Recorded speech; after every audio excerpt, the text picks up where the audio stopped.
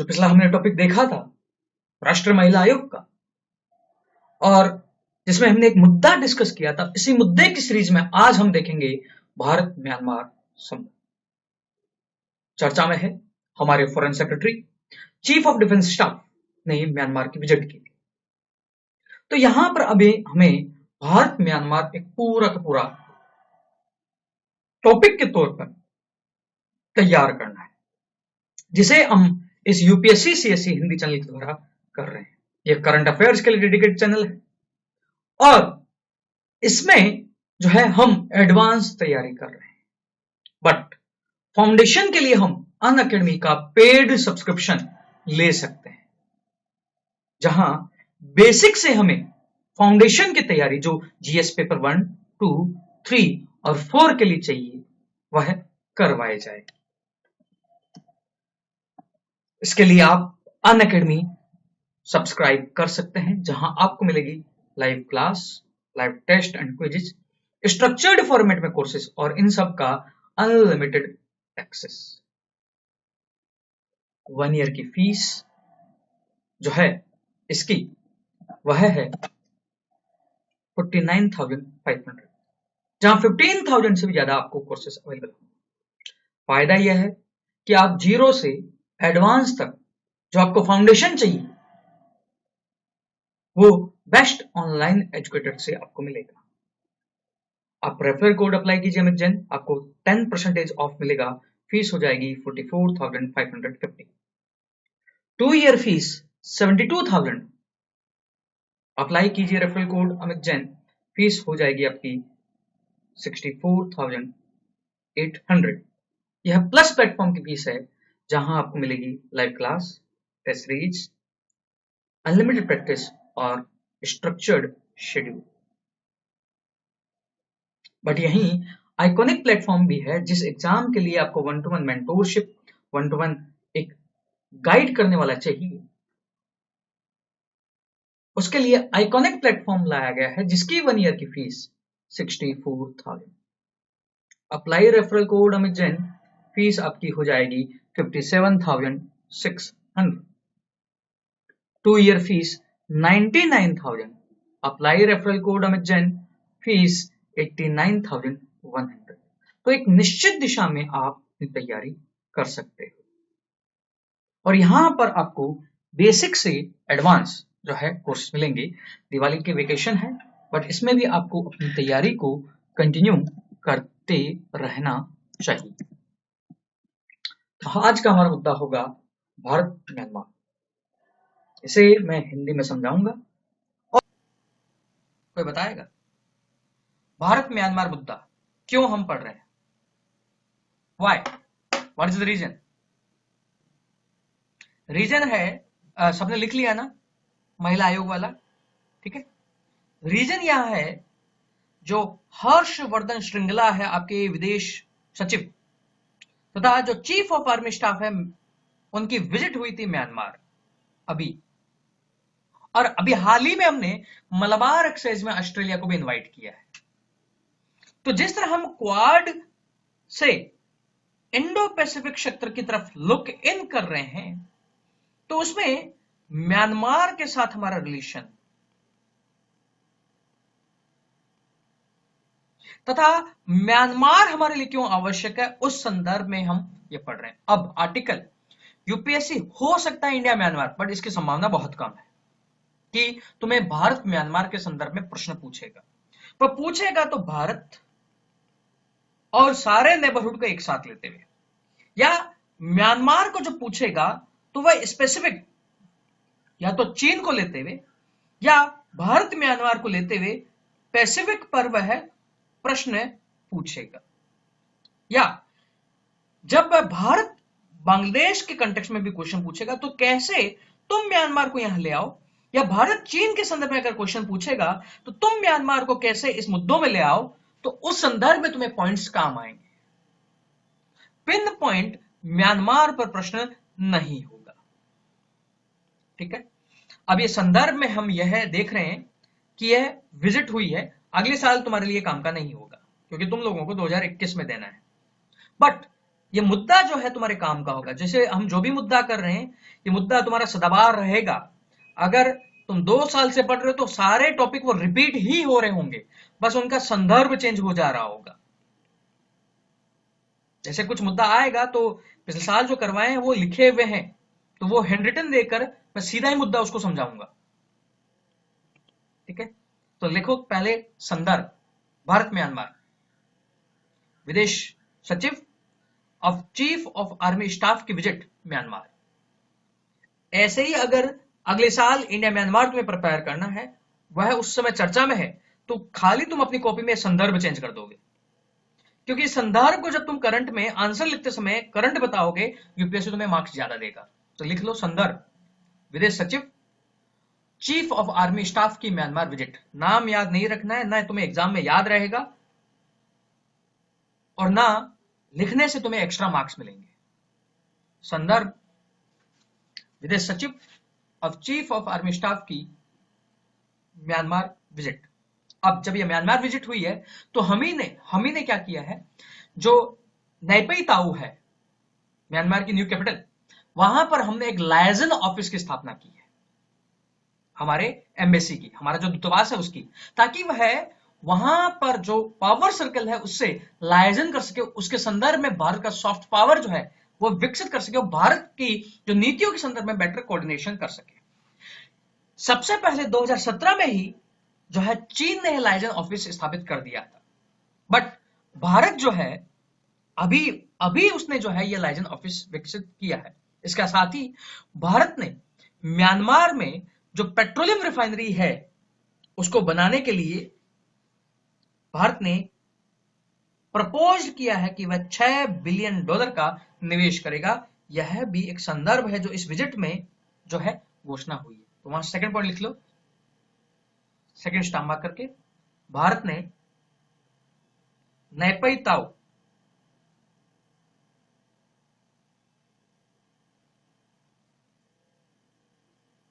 में भारतीय दूतावास का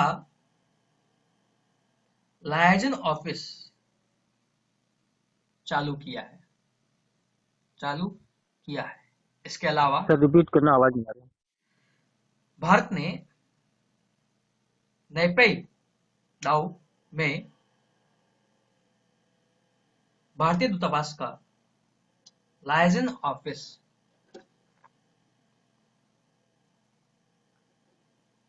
खोला है, इनॉग्रेट किया है, तथा म्यांमार में पेट्रोलियम रिफाइनरी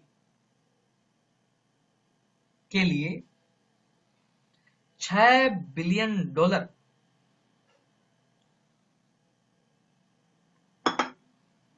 के निवेश का प्रस्ताव रखा है।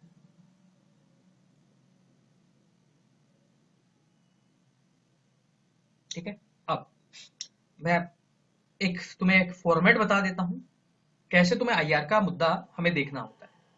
हमें सबसे पहले कुछ फैक्ट जानने हैं, ताकि उन फैक्ट की मदद से अगर कोई भी क्वेश्चन पूछेगा तो हम आंसर कर सकें। बाउंड्री के कंटेक्स्ट में हो सकता है, कोई महत्वपूर्ण एग्रीमेंट के कंटेक्स्ट में हो सकता है, या व्यापार के कंटेक्स्ट में हो सकता है। यह कुछ फैक्ट। फिर हम देखेंगे उनके रिलेशन एस्पेक्ट, संबंध हर एरिया में। बट यह पार्ट जिस तरह आईआर में यूपीएससी क्वेश्चन पूछ रहा है वहां काम नहीं आएगा। सिंपल, इसे हमें यूज करना आना चाहिए।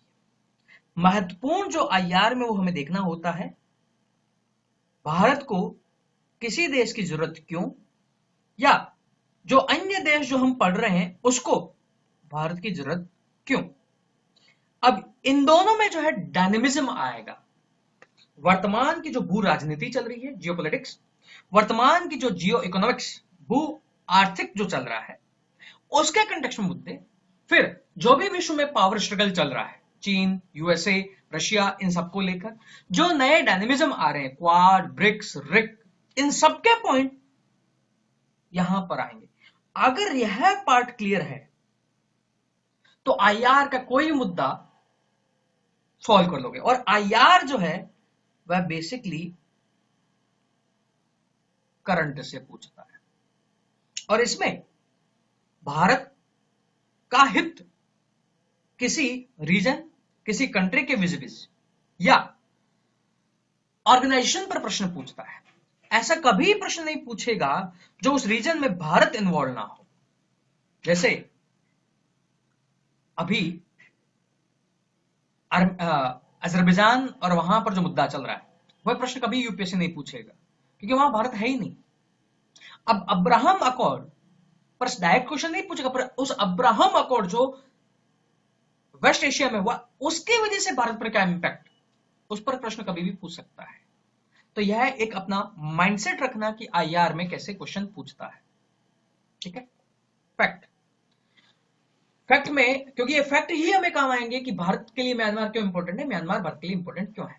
फैक्ट में अगर देखें तो म्यांमार हमारे साथ 1640 किलोमीटर की बाउंड्री शेयर करता है, और ये बाउंड्री भी हमारे नॉर्थ ईस्ट के साथ शेयर होती है जो इंसर्जेंसी अफेक्टेड एरिया है। यह नॉर्थ ईस्ट जहां हमें डेवलपमेंट करना है, जहां डेवलपमेंट के तौर पर वह पिछड़ा हुआ है, वहां इंफ्रास्ट्रक्चर, वहां कंपनियां, वहां निवेश की जो हमें व्यवस्था करनी है, और जहां जिसकी हमारी डायरेक्ट कनेक्टिविटी भी नहीं है, हम केवल चिकन नेक से इसको कनेक्ट करते हैं। और जहां भारत को समस्या है वहां पर जो है माल पहुंचाने की, उस संदर्भ में जो है म्यांमार, जिसकी हमारे साथ 1640 किलोमीटर बाउंड्री लगती है, हमारे लिए इंपॉर्टेंट है। फिर अगर हम ट्रेड एस्पेक्ट की बात करें तो हमारा ट्रेड व्यापार 1981 में 12.4 मिलियन था, जो अभी बढ़कर 2.18 बिलियन हो गया है। हमारा पड़ोसी है, हमें जरूरत है नॉर्थ ईस्ट के लिए, बट फिर भी हम अपने ट्रेड को ज्यादा नहीं बढ़ा पाए। और चाइना के साथ हम देखें तो चाइना का व्यापार हमारे से बहुत गुना आगे है, जबकि वह चीन का भी क्या है, पड़ोसी है। फिर इंडिया की बात करें तो भारत का अगर फैक्ट की बात करें तो म्यांमार ऑयल गैस इनसे भरपूर है। म्यांमार में फॉरेस्ट रिसोर्सेज भी बहुत है, बट हमारा मुख्य कंसंट्रेशन यहाँ तेल और गैस सेक्टर में रहा है। फॉरेस्ट और इसके कागज उद्योग की बात करें जिसके लिए हमें रॉ मटेरियल चाहिए, वहां पर उसका आधिपत्य जो है वह चीन कर चुका, हम उस मामले में बहुत पीछे हैं। तो म्यांमार से हम अपनी जो रिक्वायरमेंट है, पल्स जो आपकी दालें हैं, दलहन है, उसका इंपोर्ट हम म्यांमार से करते हैं। और भारतीय डायस्पोरा की बात करें तो करीब 1.5 टू 2.5 मिलियन भारतीय मूल के लोग वहां निवास करते हैं। देखो अब ये फैक्ट तुम्हें बहुत, अभी हम जब एनालिसिस करेंगे वहां काम आएंगे। फैक्ट लिख लो, कुछ तथ्य। पहला, भारत के साथ करीब 1640 किलोमीटर की सीमा, भारत के साथ करीब 1640 किलोमीटर की सीमा।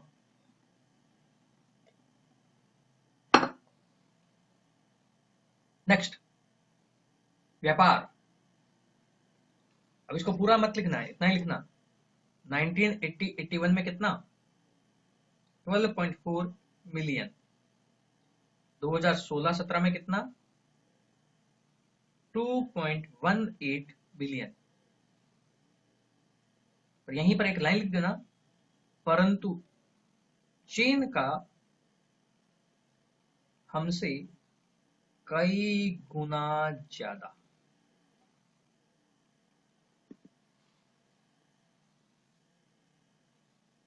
ठीक है। नेक्स्ट, भारत का मुख्य निवेश म्यांमार में। नेक्स्ट पॉइंट, भारत का मुख्य निवेश म्यांमार में मुख्यतः ऑयल, तेल व गैस सेक्टर में, तेल व गैस सेक्टर में। नेक्स्ट पॉइंट, म्यांमार में 1.5 से 2.5 भारतीय मूल के लोग।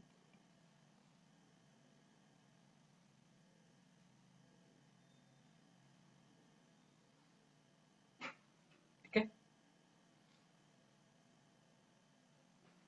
आगे। नेक्स्ट, भारत म्यांमार संबंध, नेक्स्ट हेडिंग।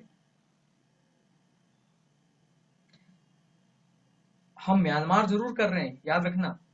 इसी तर्ज पर हमें चीन करना है, इसी तर्ज पर हमें यूएसए करना है, इसी तर्ज पर हमें रशिया करना है, इसी तर्ज पर हमें जापान करना है, इसी तर्ज पर हमें अफ्रीका इन टोटल करना है, इसी तर्ज पर हमें ऑस्ट्रेलिया करना है। ये तो इंपॉर्टेंट हो गए। इसके बाद जो है डायनेमिज्म वाले पॉइंट आएंगे। ठीक है, लिखो। संबंध के एस्पेक्ट में हम देखेंगे क्या, कमर्शियल एस्पेक्ट क्या है, डिफेंस अगर कोई एस्पेक्ट है, डिफेंस एस्पेक्ट क्या है, हमारा कल्चरल एस्पेक्ट क्या है। ये सीधा यूपीएससी पूछेगा नहीं, बट आंसर लिखते समय वह हमें काम आएंगे। या कोई डेवलपमेंटल एस्पेक्ट है जो हम उसको सहायता दे रहे हैं विकास में, वह भी एस्पेक्ट। तो पहला पॉइंट कमर्शियल, वाणिज्यिक एस्पेक्ट। वाणिज्य एस्पेक्ट में हम देखेंगे क्या हम इंपोर्ट करते हैं, क्या हम एक्सपोर्ट करते हैं, कहां और संभावना हो सकती है, कहां और संभावना हो सकती है, वह तुम्हारे लिए ज्यादा महत्वपूर्ण है। अगर हम म्यांमार के साथ वाणिज्यिक संबंधों की बात करें तो हम वहां से एग्रीकल्चर जो सेक्टर है उसका इंपोर्ट एक्सपोर्ट डोमिनेट करता है। हम जो है दलहन इत्यादि वगैरह म्यांमार से इंपोर्ट करते हैं। हमारा मुख्य निवेश जो है एनर्जी संबंधों में, ऊर्जा संबंधों में मुख्य निवेश है, जहां हम 70 to 80% ऊर्जा की आपूर्ति करते हैं और वेस्ट से अपनी निर्भरता कम करना चाहते हैं। इस संदर्भ में हम म्यांमार जो उस मामले में जो है इसके पास बहुत ज्यादा है एनर्जी के संसाधन, उसमें हम इन्वेस्टमेंट करके एक्सप्लोर कर रहे हैं। फिर म्यांमार के साथ हम अपने रिलेशन को और देखें, जो प्राइवेट सेक्टर आजकल ग्लोबलाइजेशन में महत्वपूर्ण भूमिका निभा रहा है, हमारे प्राइवेट सेक्टर की भूमिका म्यांमार में न के बराबर है। म्यांमार में ज्यादा निवेश चीन का हो रहा है और चीन पर वह पूरी तरह निर्भर भी है, चीन पर वह पूरी तरह निर्भर भी है। हमारा कोई मैन्युफैक्चरिंग बेस म्यांमार में नहीं है, म्यांमार में नहीं है, और म्यांमार जो है मैन्युफैक्चरिंग के मामले में वह चीन पर निर्भर है, चीन पर निर्भर है। और म्यांमार में चीन के अलावा थाईलैंड, सिंगापुर, इंडोनेशिया, इनकी जो है प्रेजेंस बहुत ज्यादा है, भारत की प्रेजेंस न के बराबर है। तो हमारा एक एस्पेक्ट हो सकता है कि हम म्यांमार के साथ सेकेंडरी और टर्शरी सेक्टर में निवेश करें। Tertiary sector like IT, banking हमारे स्ट्रॉन्ग है, तो हम उस एस्पेक्ट में हमारा एक एंगल खुलता है जहां हम म्यांमार से रिलेशन एस्पेक्ट को बढ़ा सकते हैं। इसके अलावा आपका raw material like forest resources, जहां म्यांमार के नॉर्दर्न एरिया में वह बहुलता से है, वह भी हमारे लिए एक ट्रेड एस्पेक्ट का डायमेंशन हो सकता है, परंतु यहां पर फॉरेस्ट रिसोर्सेस में अभी चीन का अधिकार क्षेत्र है, एक अधिकार है। लिखो पहला पॉइंट, पहला पॉइंट मुख्य आयात, मुख्य आयात मुख्यतः कृषि उत्पाद, उदाहरण दलहन, पल्सेस। सेकंड, भारत का मुख्य निवेश ऊर्जा क्षेत्र में।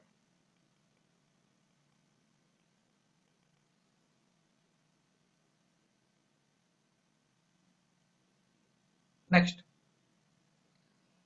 भारत के निजी क्षेत्र की उपस्थिति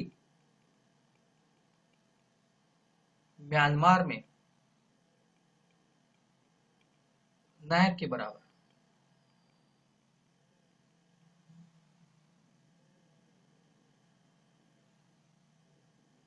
नेक्स्ट, एक और पॉइंट यहां पर लिख लो, संभावना, भविष्य संभावना। कहां कहां, ए बैंकिंग व आईटी। भारत क्या है इसमें, काफी आगे है, तो बैंकिंग व आईटी सेक्टर में म्यांमार को क्या दे सकता है, सहयोग। इस तरह के पॉइंट तुम्हें याद रखने, इस तरह तुम्हें सोचना और फ्यूचर में कहां जा सकता है, और फ्यूचर में मैं क्या कर सकता हूं, क्योंकि इस तरह के पॉइंट तुम्हें मार्क्स दिलवाएंगे। बैंकिंग व आईटी,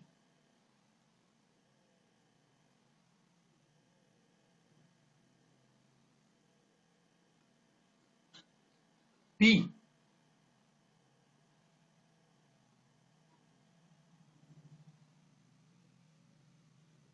आपका जो है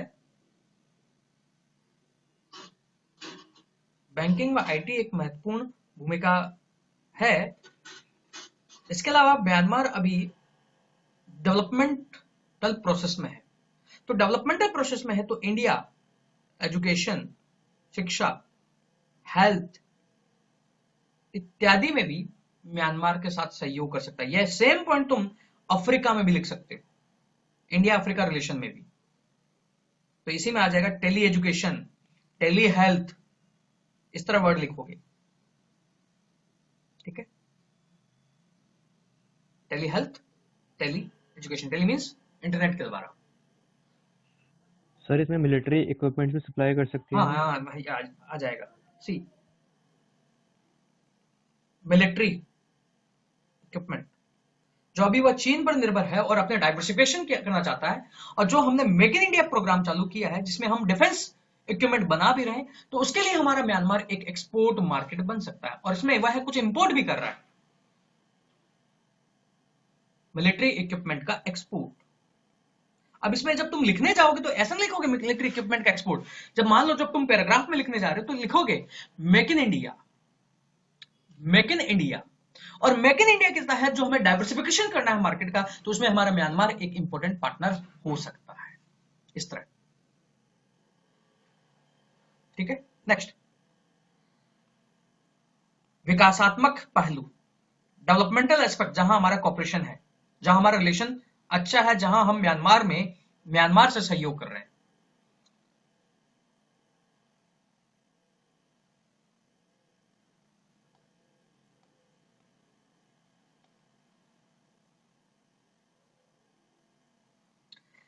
एक हम बना रहे हैं Kaladan multi modal transit transport project. यहां पर कौन सा पोर्ट है? सितवे। इसको कलादान नदी है, इससे हम भारत की बॉर्डर से जोड़ रहे हैं, ताकि भारत के कलकत्ता और हल्दिया से जो माल जाए या सितवे पे उतरे, या सितवे से सीधा इस रिवरनाइन पोर्ट के जरिए हम कहां भेज सकें? अपने नॉर्थ ईस्ट में।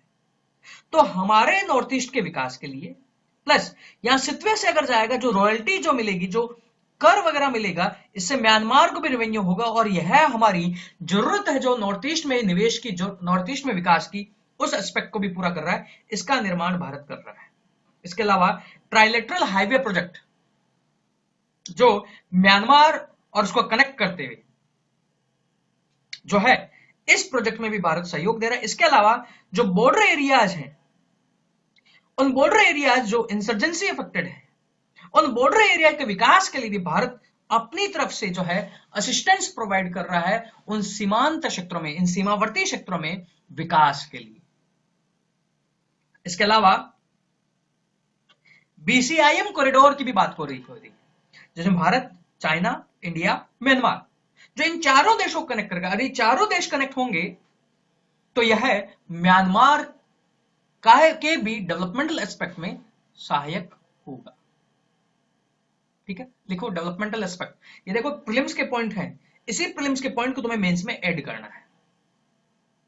देखो पहला, Kaladan multi modal, Kaladan multi modal transit transport project. यह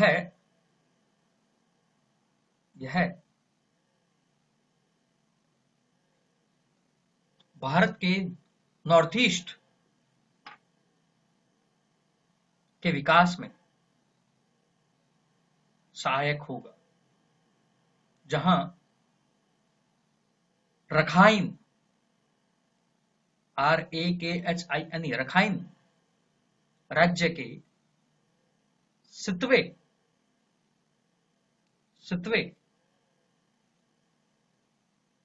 बंदरगाह से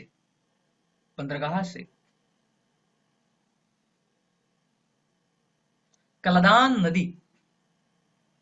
कलादान नदी के द्वारा मिजोरम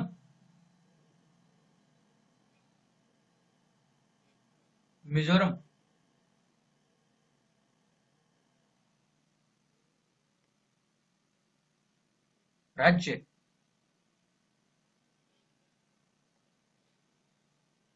को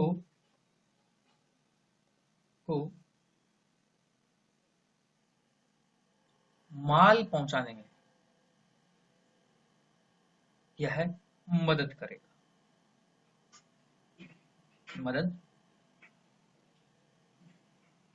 करेगा। एक्चुअल में ये इंडिया है, इंडिया से सितवे है, सितवे रखाइन स्टेट में है जहां पर रोहिंग्या है। यहां से कलादान नदी बहती है।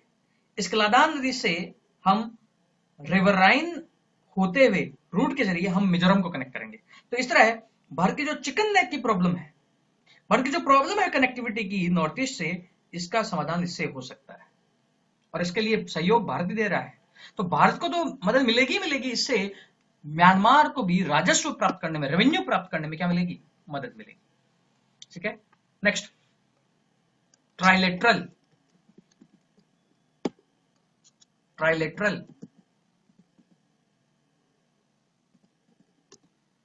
नेशनल हाईवे, ट्राइलेटरल हाईवे परियोजना को भारत द्वारा सहयोग किस किस को कनेक्ट करेगा? ये अगर प्रीलिम्स में पूछ ले तो trilateral highway sir Myanmar Thailand India. Bharat का जो नॉर्थ ईस्ट पॉलिसी है, नॉर्थ ईस्ट, इसी के तहत हम ट्राइलेटरल हाईवे के लिए सहयोग दे रहे हैं जो इंडिया, म्यांमार और थाईलैंड को कनेक्ट करेगा। ट्राइलेटरल हाईवे के लिए भारत द्वारा सहयोग, ब्रैकेट में लिख लो, भारत, म्यांमार, थाईलैंड। इसी में एक और लिख लो, BCIM कॉरिडोर, BCIM गलियारा। क्या क्या है इसमें? भारत, चाइना, बांग्लादेश, म्यांमार गलियारा। तो यह है बांग्लादेश, चाइना, चीन, भारत व म्यांमार गलियारा।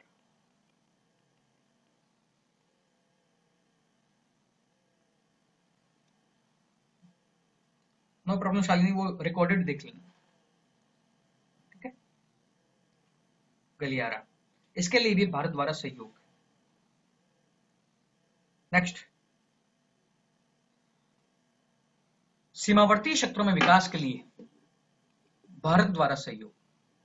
सीमावर्ती क्षेत्रों में विकास के लिए भारत द्वारा सहयोग। नेक्स्ट, सांस्कृतिक संबंध। सांस्कृतिक संबंध तो तुम लिख सकते हो, बुद्धिज्म जो हमारा कनेक्ट है, जो हीनयान है उसका एक महत्वपूर्ण जो आपका विपश्यना है, विपश्यना का रूट जो है वह म्यांमार से ही है, तथा जो बुद्धिज्म जो है वह हमें म्यांमार को कनेक्ट करता है, म्यांमार को जो है कनेक्ट करता है। ठीक है, तो कल्चरल रिलेशन, बुद्धिज्म। अब हम डायनेमिज्म पर आते हैं। भारत को म्यांमार की जरूरत क्यों है? सोचो, और इसी थिंकिंग से तुम्हें सोचना है, भारत को म्यांमार की जरूरत क्यों है? अगर हम भारत को म्यांमार के देखें जरूरत, तो म्यांमार आपकी नॉर्थ ईस्ट पॉलिसी में एक अहम भूमिका है, जो आपकी साउथ ईस्ट एशिया के लिए आपका एक कॉरिडोर है। और इस म्यांमार के जरिए जो अन्य ये देश हैं, इनसे भारत अपना डेवलपमेंटल रिलेशन एस्पेक्ट बढ़ा सकता है। फिर म्यांमार हमारी नॉर्थ ईस्ट पॉलिसी के फील्ड में जो बिम्स्टेक जो है ऑर्गेनाइजेशन है, उसका एक महत्वपूर्ण पार्ट है, और भारत म्यांमार के जरिए इन बिम्स्टेक में अपनी जो है भूमिका बढ़ा सकता है।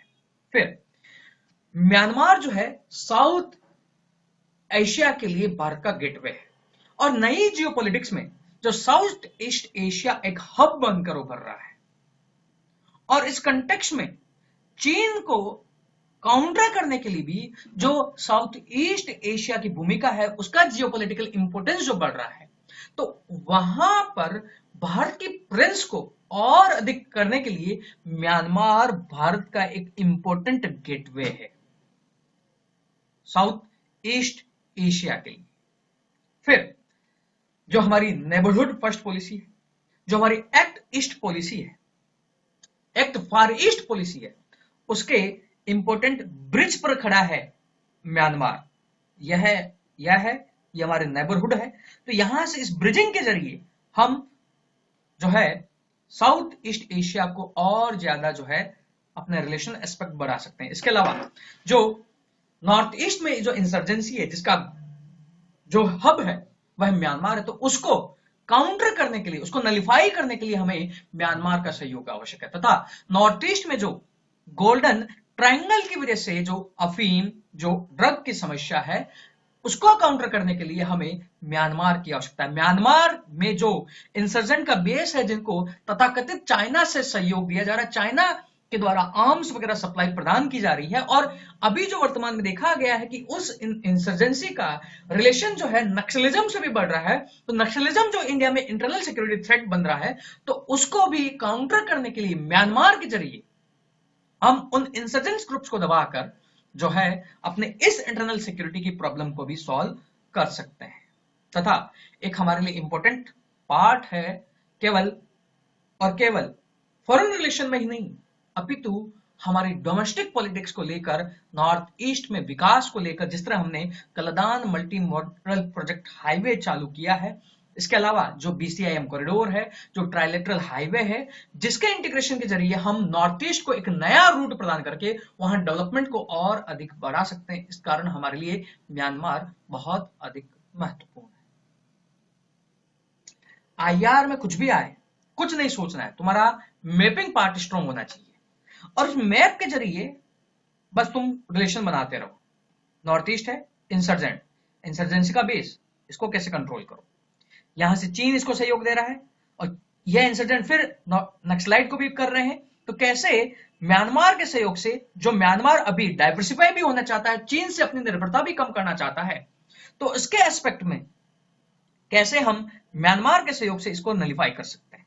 और अभी ये रिलेशन आए भी हैं, जैसे अभी देखा गया, जो भारत के कुछ कर्मिक म्यांमार में एक प्रोजेक्ट में काम कर रहे थे, उनको कचिन जो है विद्रोही, उन्होंने जिस तरह अगवा कर लिया था, और जिसमें यह देखा गया कि उन कचिन को चीन जो सहयोग दे रहा है, कैसे म्यांमार ने चीन को एक कठोर लेटर लिखते हुए इस पर आपत्ति जताई थी। तो वह दर्शा रहा है कि म्यांमार भी अपनी डिपेंडेंसी चीन से जो है खत्म करना चाह रहा है, और अपने आप को डाइवर्सिफाई करना चाह रहा है, और एक म्यांमार एक इंपॉर्टेंट मिलिट्री इक्विपमेंट के हब के तौर पर भी उभर रहा है, जो मिलिट्री का भी डाइवर्सिफिकेशन करना चाहता है। तो इसके लिए म्यांमार कैसे भारत का एक इंपॉर्टेंट बाजार भी उभर सकता है, इस तरह तुम्हें सोचना है। क्लियर? लिख लो, लिखो। फिर हम देखेंगे म्यांमार को भारत की जरूरत क्यों। पहला हेडिंग, म्यांमार का महत्व भारत के लिए। म्यांमार का महत्व भारत के लिए, पहला पॉइंट, एक इंपॉर्टेंट दरवाजा है दक्षिणी पूर्वी एशिया से भारत को कनेक्ट करने के लिए।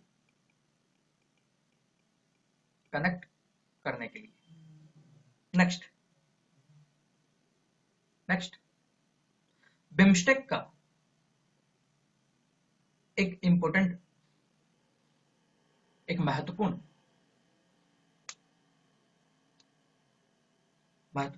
सदस्य है, जिसके द्वारा भारत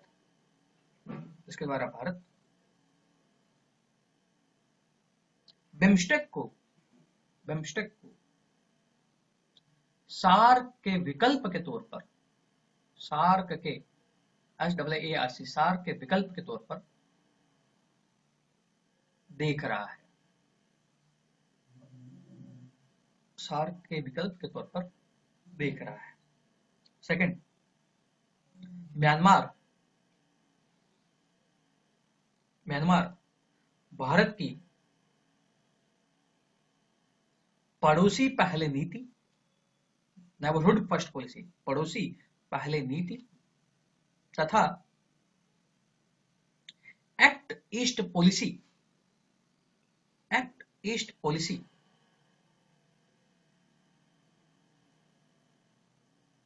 के मध्यांतर इंटरसेक्शन पर स्थित है तथा दक्षिणी पूर्वी एशिया के लिए एक महत्वपूर्ण पुल का काम करता है। पुल मतलब ब्रिज का काम करता है। नेक्स्ट,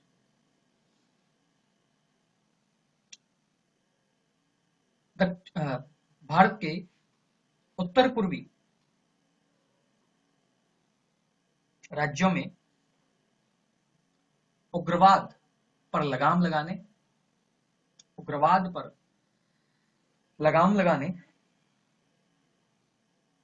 तथा उनके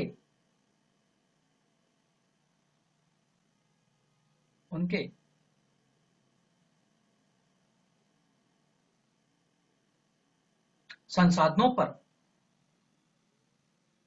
कटौती करने में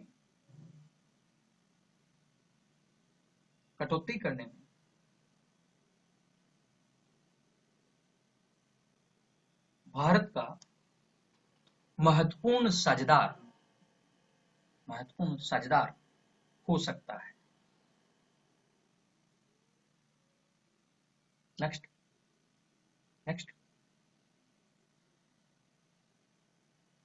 उत्तर पूर्वी राज्यों में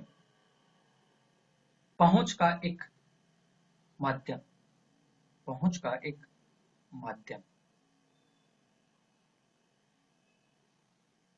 नेक्स्ट पॉइंट,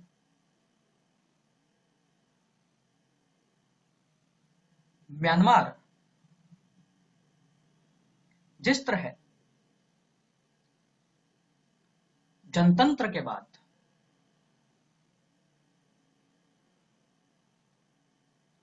चीन से अपनी निर्भरता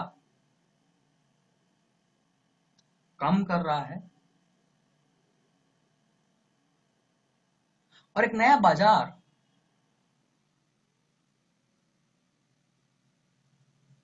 व नए निवेश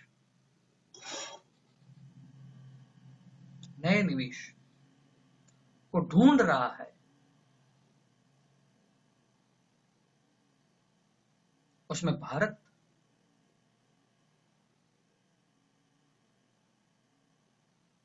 महत्वपूर्ण भूमिका निभा सकता है।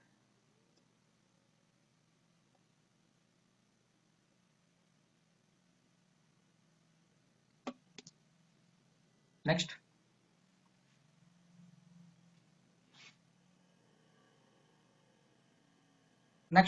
हेडिंग, म्यांमार के लिए भारत का महत्व। म्यांमार के लिए भारत का महत्व लिखो, बताओ पॉइंट जो बता सकते।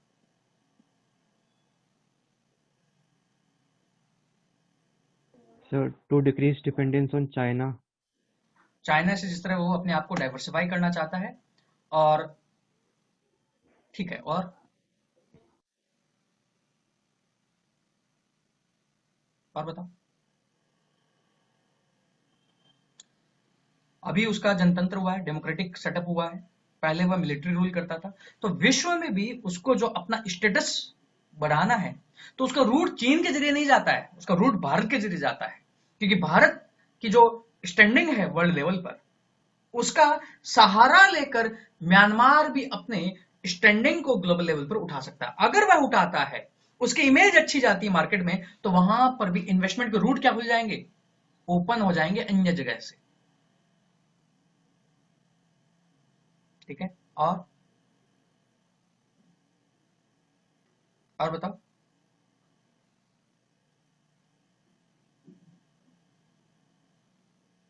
म्यांमार में जो डेवलपमेंट होना है उसके लिए भारत क्रेडिट दे सकता है उसको, लोन।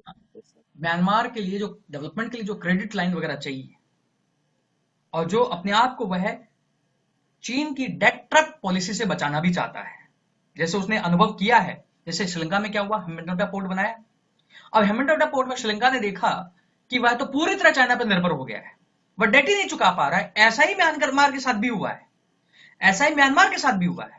तो वह चीन की उस पॉलिसी को समझ चुका है, तो अपने आप के लिए जो उसे पैसा चाहिए, उसको और अधिक अन्य क्रेडिट लाइन जो चाहिए, उसके लिए वह भारत पर आंख बंद करके विश्वास करता है, क्योंकि कर सकता है, क्योंकि भारत चेकबुक डिप्लोमेसी में विश्वास नहीं करता। भारत अपने 7 देशों को ले जाने में पसंद करता है, जबकि चीन अन्य देशों को अपने ऊपर निर्भर बनाकर उसको एक्सप्लॉइट करने की कोशिश करता है। इस कंटेक्स्ट में भी उसको भारत की जरूरत है।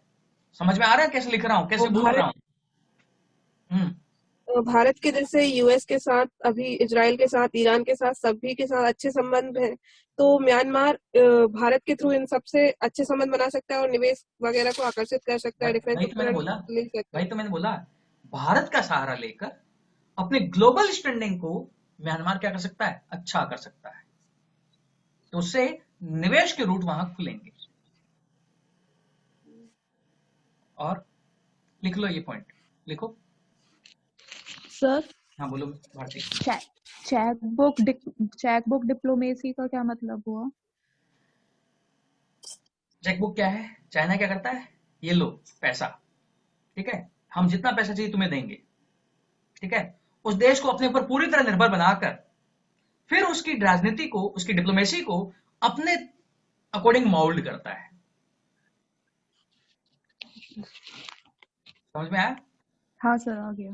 वो है चेकबुक डिप्लोमेसी। वही इसी के जरिए वो क्या करता है, डेट ट्रैप करता है, उसको पूरे उस अनुदान के जाल में फंसा देता है कि वो अनुदान ही नहीं चुकाएगा, इसका उतना इंटरेस्ट हो जाएगा। तो क्या होगा, वो देश पूरी तरह फिर उसमें क्या होगा, चीन पर निर्भर करेगा।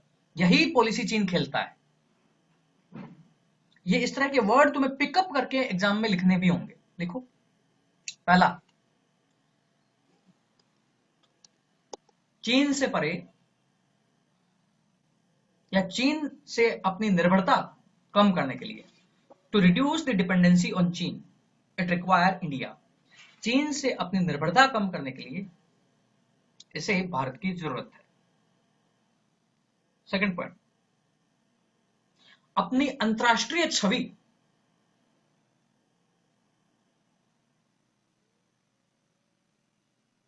को अच्छा करने और इसके माध्यम से निवेश के आकर्षण में,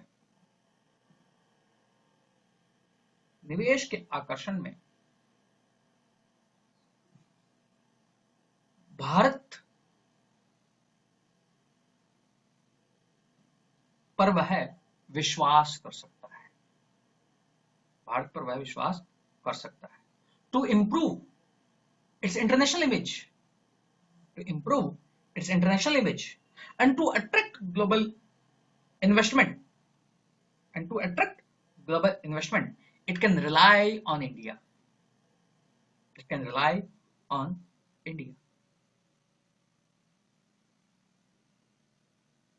ठीक है।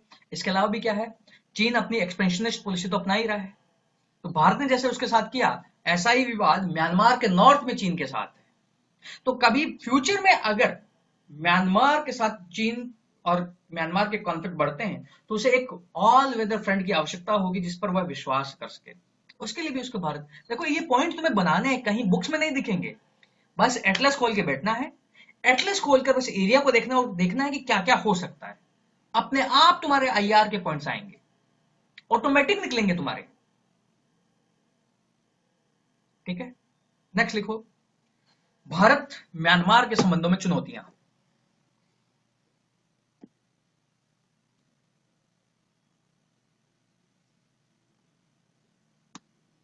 क्या क्या चुनौती है, क्या क्या एंगल हो सकता है म्यांमार और भारत में, चुनौती का? सब पहला तो रोहिंग्या इशू ही है। रोहिंग्या इश्यू है। अब रोहिंग्या में भारत का एक और इश्यू आ गया, बांग्लादेश का भी। भारत के बांग्लादेश से भी अच्छे रिलेशन है। रोहिंग्या जिस तरह आकर बांग्लादेश में आ रहे हैं, और भारत मानवाधिकारों के मामले में जिस तरह अगर वोटिंग करता है म्यांमार के खिलाफ या नहीं करता है तो उसके संबंध बांग्लादेश के खिलाफ, तो यहां पर ट्राइंगल फंसा हुआ है, किसका? भारत, बांग्लादेश और म्यांमार का। तो इस रोहिंग्या इश्यू को बातचीत के जरिए, नेगोशिएशन के जरिए एक टेबल पर बैठकर इंडिया, म्यांमार और बांग्लादेश के साथ सुलझाया जाए, तो वह एक जो है चुनौती है भारत के लिए। बट भारत उसमें उस मुद्दों को सुलझाकर इन दोनों से अपने संबंध को भी क्या कर सकता है? अच्छा कर सकता है। तो पहला इश्यू क्या हो गया? रोहिंग्या मुद्दा। अब रोहिंग्या मुद्दा बांग्लादेश के साथ नहीं है, वो रोहिंग्या जो है भारत में भी जिस तरह आ रहे हैं, और भारत में भी जो विदेशी और इनका इलीगल जो प्रवास समस्या है, वो डोमेस्टिक पॉलिटिक्स को जो फायर प्रदान कर रहा है, उसके कारण ये रोहिंग्या समस्या। तो रोहिंग्या इशू दो कारणों से समस्या है। पहला, तीन कारणों से। पहला, मानवाधिकार, जहां पर भारत की क्लियर स्टैंडिंग है मानवाधिकार पर, तो अगर वह म्यांमार के खिलाफ वोट करता है तो। दूसरा, रोहिंग्या जो बांग्लादेश में आ रहे हैं, और भारत जो है इंटरनेशनल फोरम पर अगर म्यांमार के खिलाफ कुछ नहीं बोलता है तो बांग्लादेश के साथ उसका संबंध। तीसरा, वह म्यांमार से रिफ्यूजी जो भारत में आ रहे हैं, तो वह घरेलू राजनीति को जिस तरह प्रभावित कर रहे हैं। समझ में आए तीन पॉइंट रोहिंग्या से? Yes sir. नेक्स्ट पॉइंट बताओ, लिखवा दूंगा इसको। नेक्स्ट पॉइंट बताओ। नेक्स्ट क्या होगा? चीन को लाओ ना। चीन और भारत जिस तरह कंपीट कर रहे हैं, जिस तरह डोमिनेटिक पॉलिटिक्स में अपना प्रभुत्व जमाने की कोशिश कर रहे हैं, चीन भारत के लिए म्यांमार में एक बड़ा मुख्य मुद्दा। अब जैसे देखो कैसे रोहिंग्या इश्यू पर जिस तरह म्यांमार पर सैंक्शन लगाए गए, तो चाइना ने क्या किया? उसको सहयोग दिया।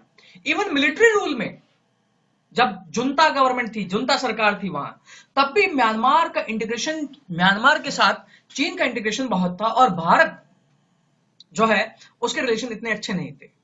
परंतु अभी जो म्यांमार अपने आप को, अपनी क्लियर स्टैंडिंग ले रहा है, और चीन को एक मैसेज भी दे रहा है, चीन को एक मैसेज भी दे रहा है, वह भारत के लिए एक जो है पॉजिटिव सिग्नल है।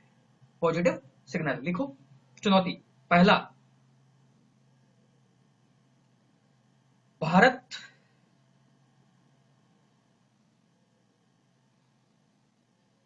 व चीन एक दूसरे के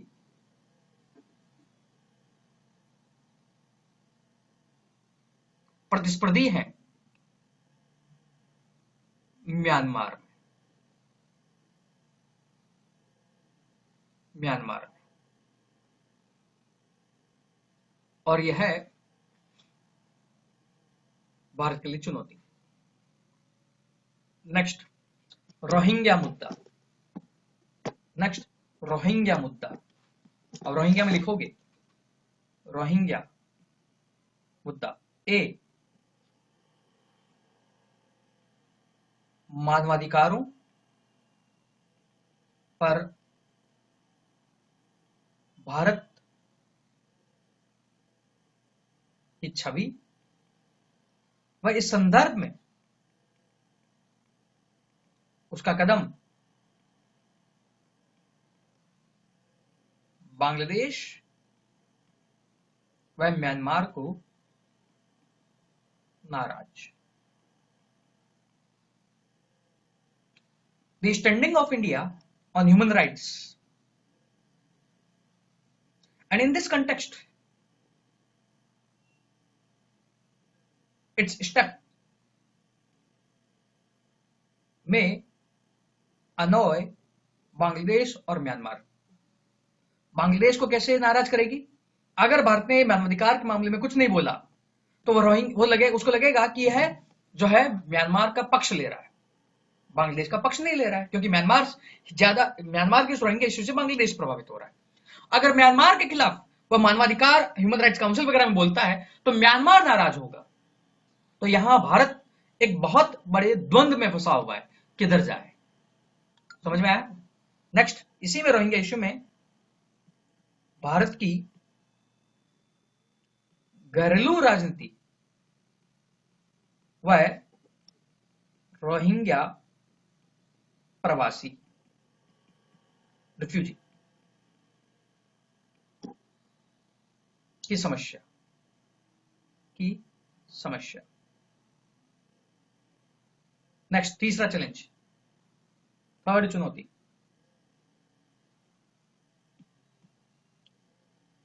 थर्ड चुनौती है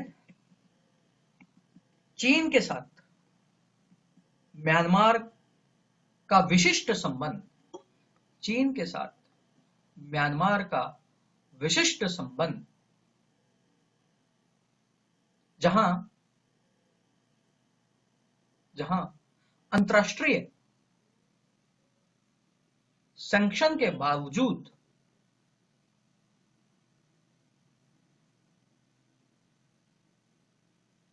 वह म्यांमार का सहयोग कर रहा है।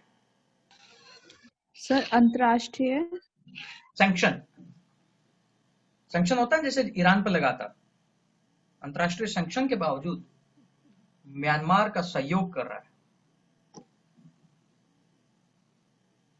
और जहां भारत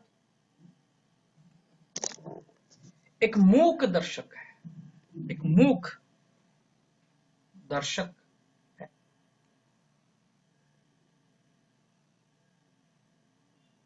परंतु वर्तमान में म्यांमार की तरफ से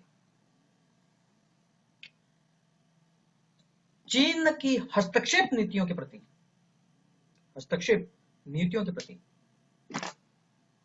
कठोर, सर रिपीट करना, म्यांमार की चीन की हस्तक्षेप नीतियों के प्रति कठोर प्रतिक्रिया हुई। मैं ये लिखवाना नहीं चाहता हूं, ना तुम वहां लिखोगे। एक्चुअली अभी क्या हुआ है, 2 इंडियन वर्कर जो है उनका अपहरण किया गया, जो वहां पर लोकल वर्क में इन्वॉल्व थे। कचिन जो विद्रोही हैं, म्यांमार का जो नॉर्दर्न पार्ट है वह कचिन स्टेट है, वहां पर कचिन विद्रोही, और इन्हें श्रेय मिलता है चीन से। जब चीन, म्यांमार ने फाइंडिंग की कि इनको चीन सहयोग दे रहा, तो इसने स्ट्रॉन्ग रिएक्शन जताया। तो इसका मतलब चीन कहीं ना कहीं क्या है, म्यांमार कहीं ना कहीं चाह रहा है कि चीन जो है इस तरह की हस्तक्षेप में वह ना आए। तो इस संदर्भ में भारत जो है उससे अपने रिलेशन को और अधिक जो है प्रगाढ़ करने में मदद कर सकता है। ठीक है, नेक्स्ट, अपने वे फॉरवर्ड, कैसे संबंधों को और मजबूत किया जाए। ये राजीव भाटिया है, जो जिनकी एक बुक है, उन्होंने अपने सजेशन दिए हैं, उन्हीं सजेशन को मैं लिखवा रहा हूं। बट तुम्हें वहां नाम अगर राजीव भाटिया देना है तो नाम दे सकते हो किसी एक सजेशन में, क्योंकि एक्सपर्ट है म्यांमार पर, तो एग्जामिनर समझेगा कि तुम्हें बहुत कुछ आता है। तो उनकी बुक से मैंने सजेशन लिए हैं, वो लिखवा रहा हूं तुम्हें। वहां किसी एक बिंदु में तुम राजीव भाटिया का नाम लिखोगे, बाकी में लिखने की जरूरत नहीं। ठीक है, तो हेडिंग है म्यांमार के साथ संबंधों को और अधिक मजबूत कैसे किया जाए, how to make relation more strong. पहला, हमारा म्यांमार के साथ अधिक सहयोग करना है तो हम उसे क्रेडिट लाइन प्रदान करें। उसे जो है आने वाले सालों में डेवलपमेंट की जरूरत है, तो भारत उसे क्रेडिट लाइन दे, जहां वह मिनिमम ब्याज दर पर दे सकता है या प्रिंसिपल अमाउंट को ही रिटर्न करने को बोल सकता है। तो यह भारत की सॉफ्ट इमेज को म्यांमार में बढ़ाएगा। और इस कंटेक्स्ट में म्यांमार को जो रिक्वायरमेंट है इंफ्रास्ट्रक्चर प्रोजेक्ट में, engineering, civil engineering, technology project, इन सब में वह भारत सहयोग दे सकता है। और इसके कंटेक्स्ट में भारत डेवलपमेंटली नहीं, अभी तो भारत का अगर निवेश म्यांमार में बढ़ाना है तो भारतीय जो कंपनियां इस फील्ड में लगी हुई है, इन कंपनियों को भी वह सॉफ्ट लाइन ऑफ क्रेडिट दे सकती है भारत, ताकि ये कंपनियां म्यांमार में निवेश करें। जब ये कंपनियां निवेश करेगी तो अगर थोड़ा थोड़ा रिलेशन बढ़ेगा तो धीरे धीरे टाइम के साथ हमारा प्राइवेट सेक्टर का रिलेशन भी बढ़ता जाएगा और हमारा प्राइवेट सेक्टर की प्रेजेंस भी यहां बढ़ती जाएगी। ये राजीव भाटिया जी का सजेशन है, तो लिखो, भारतीय कंपनियां या भारतीय निर्यात जो म्यांमार को हो रहा है, उसके लिए भारत $1 बिलियन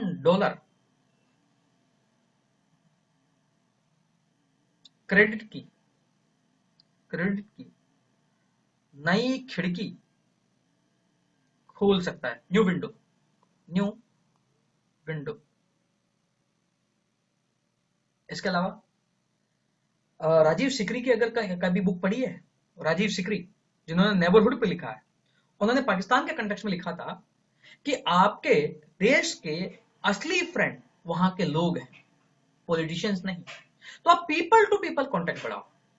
तो म्यांमार में भी हमें अपना सॉफ्ट पावर बढ़ाना है, तो हम पीपल टू पीपल, बुद्धिज्म हमारा क्लियर लिंकेज है, तो बुद्धिज्म पिलग्रिमेज की स्थापना करना, बुद्धिज्म सर्किट की स्थापना करना, और इस कल्चरल एक्शन के जरिए people to people connect, civil society का कनेक्ट हम अगर बढ़ाएं तो हमारा इमेज जो वहां जाएगा, जो हमारा संबंध वहां होगा, इससे हमें लॉन्ग टर्म में फायदा होगा। लिखो नेक्स्ट पॉइंट,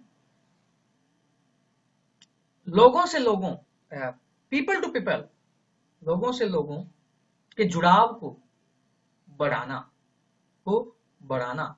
इसके लिए बुद्धिज्म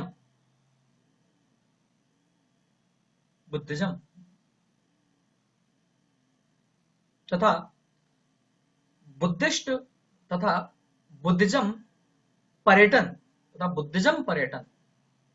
एक माध्यम हो सकता है, यार देखो, यहां तुम्हें सीखना है कि पीपल टू पीपल कनेक्ट समाधान हो गया। अभी पीपल टू पीपल कैसे करोगे, अगर ये तुम लिखते हो तो तुम्हें और हाफ मार्क एक्स्ट्रा मिलेगा, ये सोचना है तुम्हें। नेक्स्ट, इसके अलावा भारत उन सेक्टरों में अपनी उपस्थिति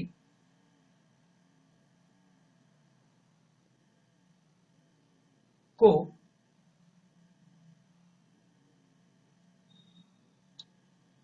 बढ़ा सकता है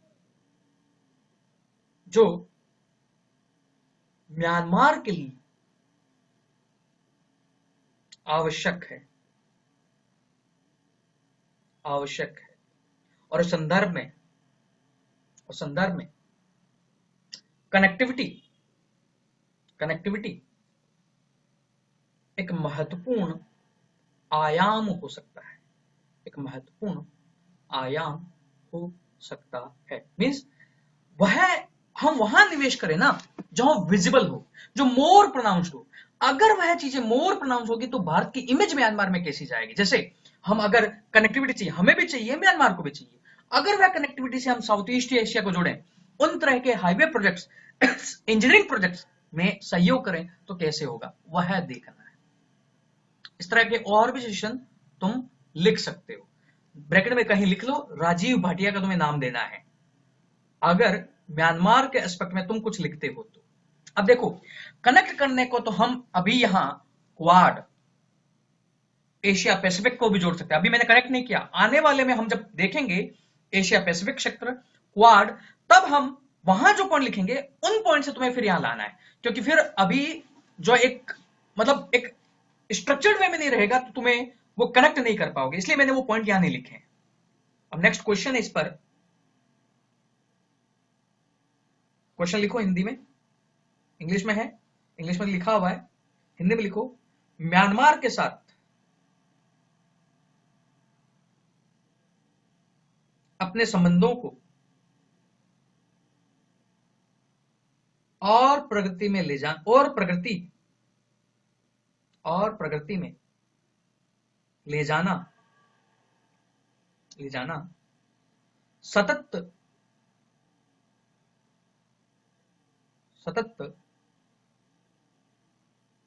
पड़ोसीपन के लिए महत्वपूर्ण है। चर्चा कीजिए। ठीक है। दूसरा क्वेश्चन, जैसे जापान का क्वेश्चन तुम्हें पता है 2018 के मेंस में पूछा था। 2018 के मेंस में जो क्वेश्चन पूछा था, क्या तुम्हें उसकी थीम पता है कि भारत और जापान के कॉन्टेक्स्ट में क्वेश्चन क्या पूछा गया था? आईआर में क्योंकि उस थीम का भी पता होगा, तब भी तुम्हें पता लग जाएगा कि और कैसे म्यांमार पर प्रश्न पूछा जा सकता है। एनीवन, किसी को आइडिया हो? जैसे उसने पूछा था, भारत के लिए जो है जापान क्यों अधिक महत्वपूर्ण है, या जापान के लिए भारत क्यों अधिक महत्वपूर्ण है। उस थिंकिंग पर उसने क्वेश्चन पूछा था। 2019 में पूछा था या 20 में?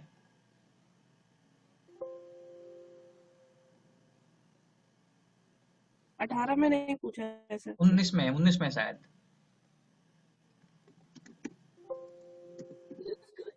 उन्नीस में। The time has come for India and Japan to build a strong contemporary relationship, one involving global and strategic partnership that will have a great significance for Asia and the world as a whole. Comment. इसी तरह कैसे question हो सकता है, भारत और Myanmar के लिए समय आ गया है कि वह एक मजबूत समसामयिक संबंध का निर्माण करे, जो न केवल म्यांमार के लिए अपितु वैश्विक रणनीतिक साझेदारी के लिए भी महत्वपूर्ण है। अब यहां पर अटैक भारत म्यांमार नहीं है, भारत म्यांमार से आपका साउथ ईस्ट एशिया भी आ जाएगा। तो हम अभी साउथ ईस्ट एशिया वाला एस्पेक्ट जब इंडो पैसिफिक पूरा एज ए टॉपिक करेंगे वहां देखेंगे। तो यह पार्ट हमने किया, साथ ही आप अनअकैडमी ज्वाइन कर सकते हैं अपनी तैयारी को पूर्ण करने। तो आज के लिए इतना ही।